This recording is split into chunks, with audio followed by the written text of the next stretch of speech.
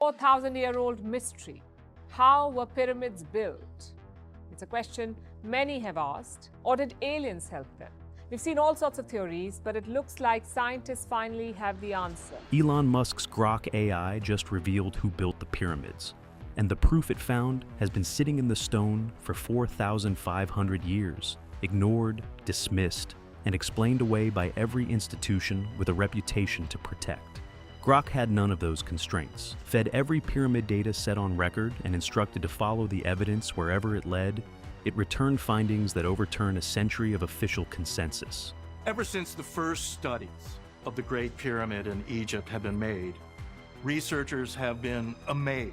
The base precision is statistically impossible for Bronze Age tools. The mathematics encoded in the dimensions predates its own discovery by 2,000 years. The tool marks don't match copper or bronze. Grok looked at all of it at once, and it did not blink. The monument that shouldn't exist. The Great Pyramid of Khufu should not be possible. Not by Bronze Age hands, not with copper tools, not in 20 years. 2.3 million stone blocks, each weighing between 2 and 15 tons, fitted together with gaps smaller than a human fingernail, rising 481 feet into the Egyptian sky, aligned to true north with an error of just 3 arc minutes, a precision that rivals modern GPS-assisted surveying. For nearly 4,000 years, nothing built by human hands came close to touching it. In my opinion, is the most important discovery on the 21st century. The official explanation is clean and simple. Egyptian pharaohs organized massive labor forces, dragged stones on sledges, stacked them up ramps, and somehow produced the most precisely engineered structure in human history. Archaeologists point to worker villages near the Giza Plateau, tool marks on stone, and hieroglyphic records as proof. The consensus has held for over a century, but the consensus has never been able to explain the precision. It has never been able to explain the mathematics locked inside the dimensions, and it has never been able to explain what Grok found when it looked at everything at once. Without protecting any theory, without career consequences, without the institutional pressure that has shaped every academic conclusion about these stones for 100 years. Elon Musk built Grok to operate outside those pressures. That is the only reason this analysis exists. And once you see what it found, you will understand why no institution with a reputation to protect would ever have published it. The pyramid's base is leveled to within 2.1 centimeters across a span of 230 meters. That is a precision of 0.009% deviation from perfect. Modern construction standards allow deviations of roughly 0.1% for large buildings. The Great Pyramid is 10 times more precise than what we build today, supposedly achieved by workers with wooden squares and water channels. The Great Pyramid was built with a level of technological sophistication far in excess of anything that we have today. Grok ran the numbers on whether that precision could emerge from trial and error with primitive tools. The answer came back statistically improbable, not impossible in the loosest theoretical sense. Statistically improbable. The kind of result that, in any other field, would trigger an immediate re-examination of the underlying assumption. The alignment to true. North is harder still. 3 arc minutes of error, 1/20th of a degree. Modern surveyors hit that mark using transits, GPS, and precision astronomical tables developed over centuries. Grok analyzed every proposed ancient method, circumpolar star sightings, shadow tracking, stellar meridian passages, and found that while each could theoretically approach this accuracy, executing any of them would require a level of astronomical knowledge and mathematical discipline completely inconsistent with what we know of Bronze Age Egypt. Here's what nobody in the room expected. The alignment precision exceeds what any known religious, ceremonial, or navigational function would actually require. 3 arc minutes of north-facing accuracy serves no practical Bronze Age purpose. The precision appears to exist for its own sake, as if someone wanted to be found by someone capable of measuring. Then Grok moved to the mathematics. And that's when things got dangerous. If what Grok found about the base precision just stopped you cold. Stay with this, because what it found in the numbers next makes that look like a warm-up. Subscribe now so you don't miss where this investigation leads. The ratio of the pyramid's base perimeter to its height approximates 2 pi to within 0.05% accuracy. Pi.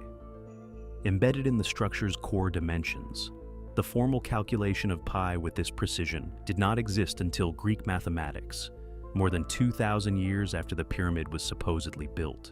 Conventional archaeology calls it coincidence. Grok calculated the probability of that coincidence. It found it unlikely. The golden ratio phi appears in the relationship between the height, base length, and slope angle. Phi would not be formally described until the Greeks either. Grok found phi embedded in at least 7 independent dimensional relationships within the structure. 7 independent occurrences. The probability of 7 simultaneous random embeddings of a mathematical constant that supposedly hadn't been discovered yet is not a coincidence. It is a message. And get this, Grok found that the pyramid's dimensions encode the size of the Earth itself. The pyramid's height multiplied by 43,200 approximates Earth's polar radius. The base perimeter multiplied by 43,200 approximates Earth's equatorial circumference. The number 43,200 is precisely the number of seconds in 12 hours, and it appears twice as the exact scaling factor between pyramid dimensions and planetary measurements in a structure supposedly built by trial and error. Grok's conclusion was unambiguous. The mathematical encoding appears intentional. Someone knew the size of the Earth. Someone knew pi and phi. Someone built those values into permanent stone. And the same Elon Musk AI system that runs without institutional filters was the first analytical tool capable of catching all of it simultaneously. No individual researcher could hold this many variables in view at once. Grok could. And what it found next, in the physical construction of the stones themselves, is the part that keeps engineers up at night. The engineering problem no one has solved. The casing stones that once covered the entire exterior of the Great Pyramid were fitted with gaps averaging less than half a millimeter, 0.5 millimeters. Modern stonemasons working with diamond-tipped saws, laser levels, and precision grinding equipment find it difficult to match that tolerance. Conventional archaeology insists ancient Egyptians achieved it using copper chisels and visual inspection. Grok analyzed every documented experimental archaeology attempt to replicate this. Every single one. In every attempt, the resulting gaps were measured in centimeters, not millimeters. Centimeters. The math is brutal. Achieving half-millimeter gaps would require either measurement instruments capable of detecting sub-millimeter variation across massive stone faces, instruments nowhere in the archaeological record, or hundreds of adjustment cycles per stone, which mathematically destroys the 20-year construction timeline. The granite blocks in the king's chamber weigh up to 80 tons each. They came from Aswan, over 500 miles away. They were lifted more than 60 meters into the air and positioned with millimeter precision. The ceiling beams of the king's chamber span more than 5 meters, support hundreds of tons of stone pressing from above, and have not sagged or cracked in 4,500 years. That is not luck. That is engineering. Grok analyzed the load distribution built into the chamber's design. The blocks are not stacked. They are positioned deliberately to route stress away from natural fracture lines in the granite. This reflects understanding of material mechanics and structural behavior that, according to conventional chronology, should not exist yet. The kind of knowledge that emerges from theoretical modeling, not from stacking rocks, until some of them stop falling.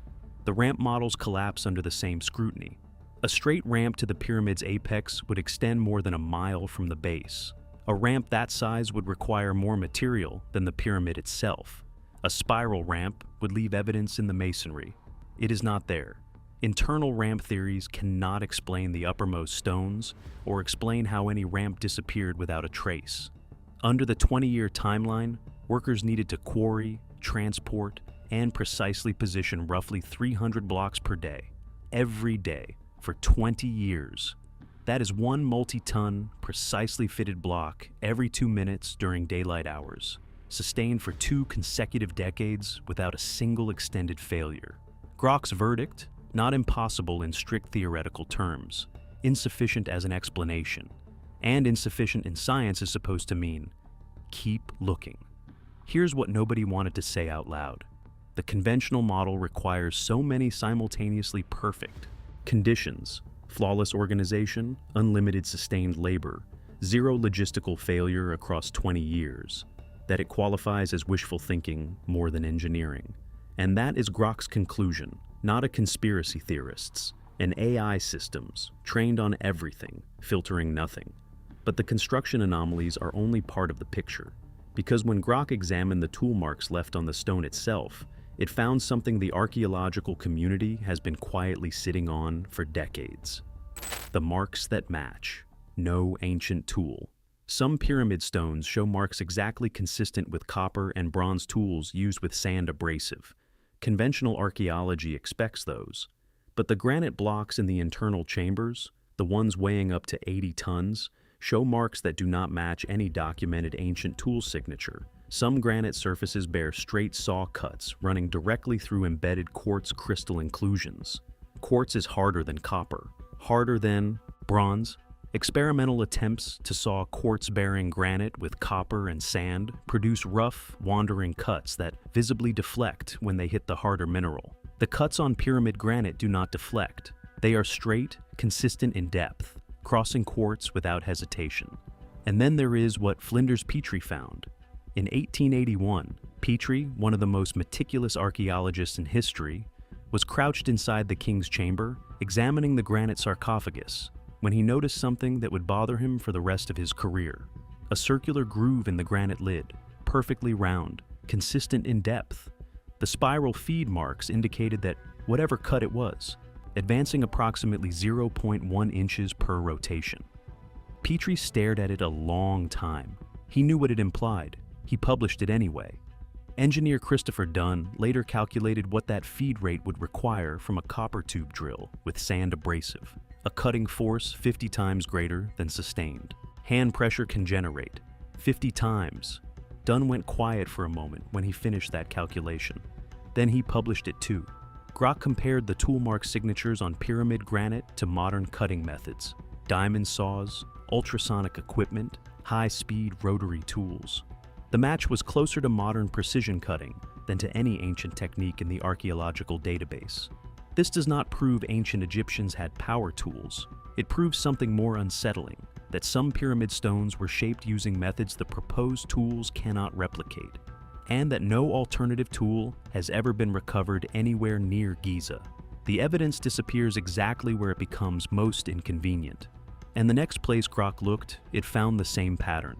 This time written in the rock itself, in a language that predates Egyptian civilization entirely. The Sphinx and the age.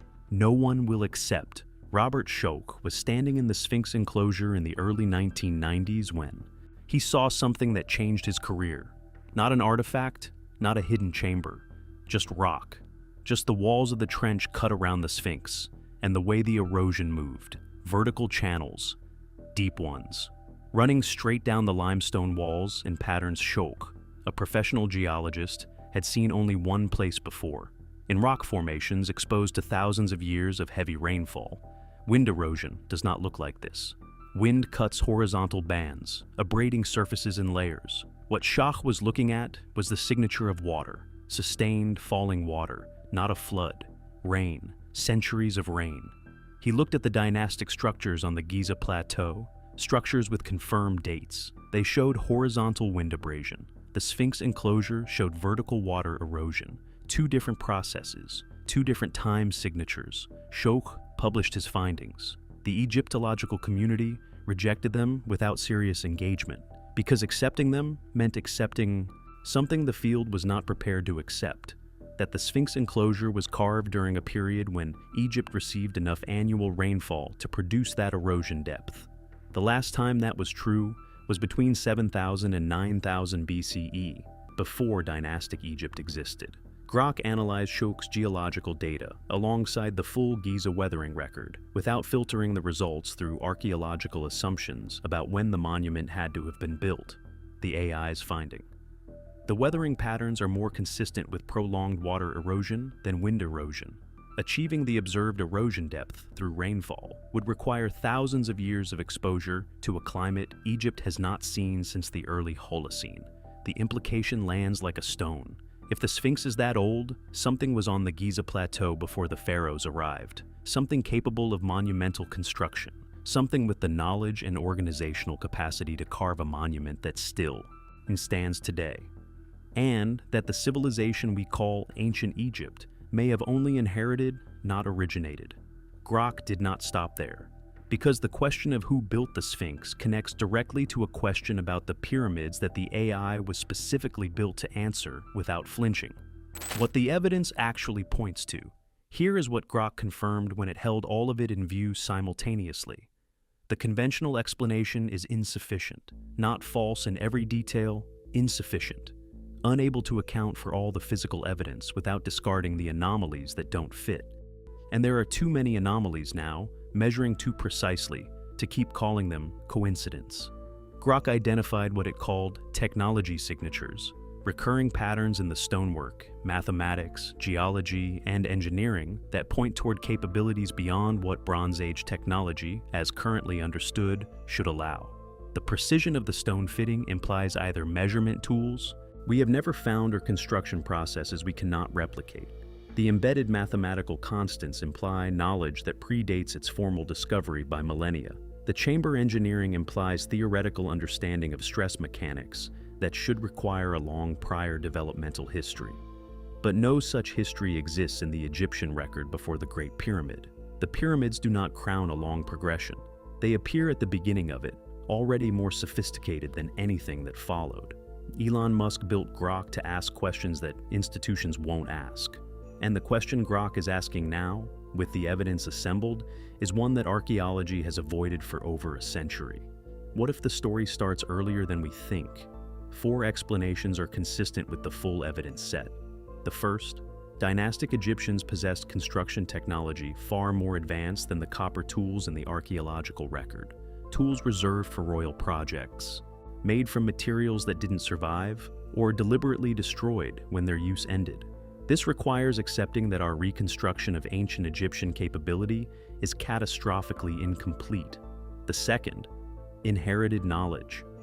The pyramids were built by dynastic Egyptians who inherited techniques, measurements, and possibly partially completed structures from a pre-dynastic culture that flourished during the African humid period, when the Sahara was green, lakes covered the interior, and North Africa supported far larger populations than the desert permits now. That earlier culture achieved mathematical and technological sophistication. Dynastic Egypt never matched, which explains why the greatest precision appears in the oldest construction, and why Egyptian building technology appears to decline across the dynasties rather than advance. The third, a global pre-catastrophe civilization, one that existed before the end of the last ice age, that built monuments on multiple continents, and that was largely destroyed by the climate upheaval of the Younger Dryas period around 10,900 BCE. Survivors carried fragments of knowledge into emerging cultures, including Egypt. This explains the precision, the mathematics, and the geological age discrepancy. But it requires accepting that a major chapter of human history has been lost, or deliberately erased. The fourth is the one conventional science refuses to formally consider, that the pyramids were built with the assistance of non-human intelligence, that the precision, the mathematics, the encoded planetary measurements, and the tool marks are not evidence of ancient human ingenuity, but of contact. Grok noted this explicitly. For certain evidence clusters, this explanation is more internally consistent than any human-only theory that preserves the conventional Bronze Age date.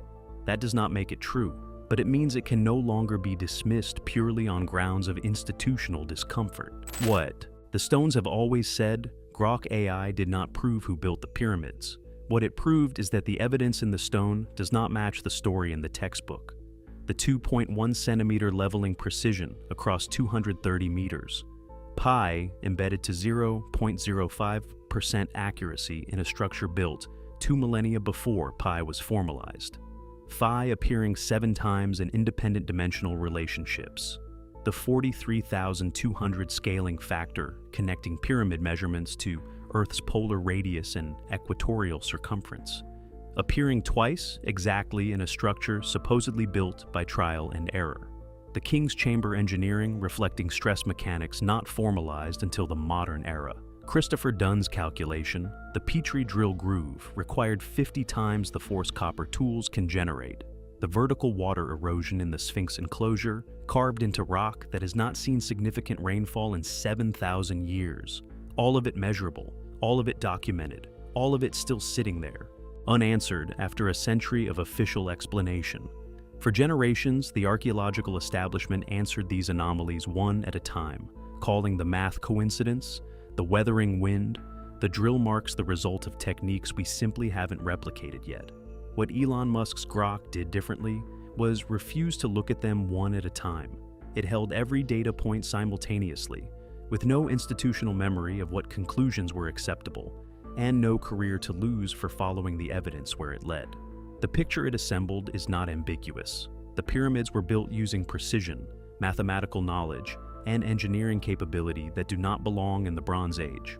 Whoever built them, an advanced pre-dynastic civilization, a branch of ancient Egypt whose capabilities we have fatally underestimated, a global culture erased by catastrophe, or something we have no framework to name, possess knowledge that the civilization we call ancient Egypt could not have invented on its own. The proof has been in the stones for 4,500 years.